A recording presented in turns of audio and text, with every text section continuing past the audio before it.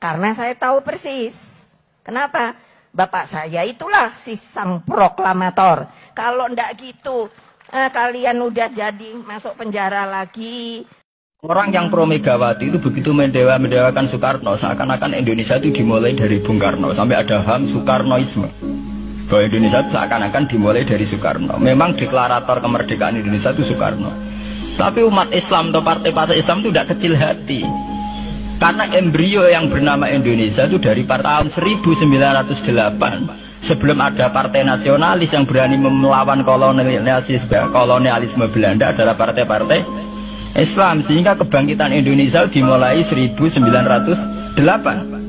Karena saat itu yang pertama mencetus ide melawan Belanda adalah kiai-kiai Islam, yaitu saat itu bikin serikat dagang Islam, terus lama-lama menjadi serikat Islam, terus lama-lama menjadi partai Islam. Dimulai dari angkatannya Hos Cokroaminoto, jenis Haji Umar Said sinten Cokroaminoto, itu disingkat jenis Hos Cokroaminoto. Jadi tidak bisa Indonesia itu meninggalkan partai Islam, karena dulu pertama pendiri era kepartaian niku malah partai-partai apa? Islam yang lahir di Solo, di Jogja. Bahkan sebelum ada negara yang bernama Indonesia, itu ada negara yang bernama Demak Bintoro, ada Demak Ngayogyakarta. Itu semua negeri apa? Islam.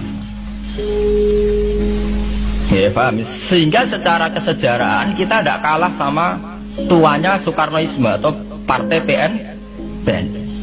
Dan sampai kan kita ini kan kayak dinabubukkan seakan-akan Indonesia itu dimulai dari Soekarno. Sehingga nak wani Pak Karno itu koyo-koyo itu kita anti Indonesia.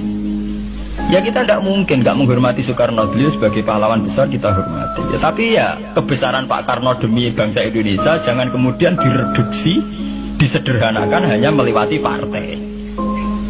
Ya itu kan namanya pekerdilan. Tentu Pak Karno bikin negara ini ya untuk semua bangsa, bukan untuk PDIP saja, bukan untuk partai-partai marhainisme saja, juga bukan untuk partai-partai yang berfaham Soekarnoisme saja. Ya sama, tapi kita juga adil, sebagai kiai juga adil.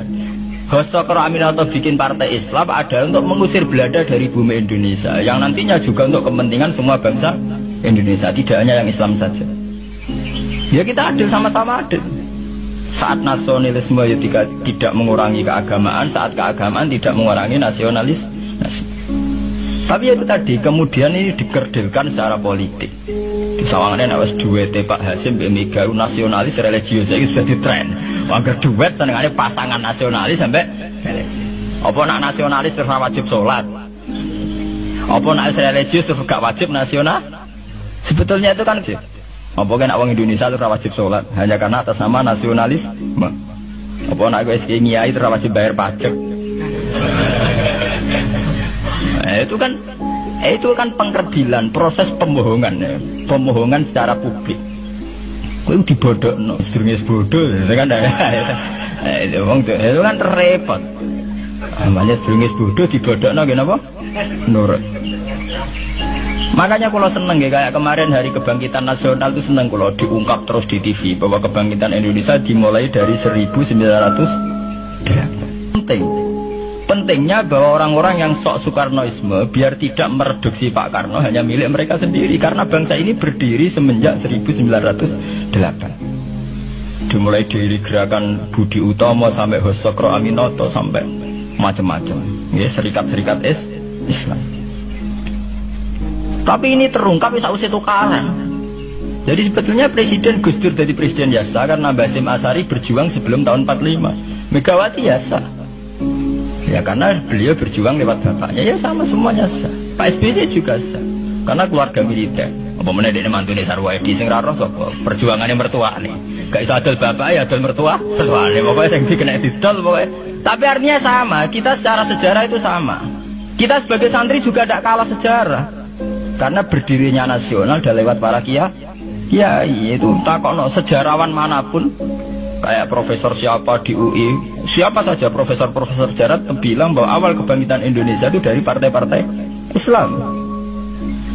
Bahkan versi orang nasionalis sekalipun tuh bilang, karena Islam adalah satu agama yang paling sensitif terhadap penjajahan. Karena Islam melahirkan satu paham jihad, bahwa ketika ada kolonial Belanda, wong Islam terinspirasi harus jihad. Sehingga lahir partai-partai Islam. Dulu yang dilawan itu perdagangan. Ini kalau cerita sejarah, santri-santri sadar. Jadi santri salaf dengan model sekarang sing raro duit, raro dagang itu sebetulnya mengkhianati pendiri santri. Lu buat ini kalau fair, sing gak seneng dagang, gak seneng mergawe itu mengkhianati pendiri pesantren. Sampai lihat sejarah, tahun 1908 itu namanya tidak SI, tidak Serikat Islam, tapi Serikat Dagang Islam. Karena para kiai adalah melawan dominasi Cina di Surakarta dan dominasi Belanda menguasai sentra-sentra perdagangan. Sehingga yang dilawan pertama adalah piye supaya kolonial gak menguasai aset-aset ekonomi. Sama takono sejarah, cek versi kiai, cek versi buku, asal gak versi klenek. Itu pertama yang dilawan para ulama adalah penguasaan aset ekonomi oleh Cina dan Belanda, sehingga mereka bikin serikat dagang.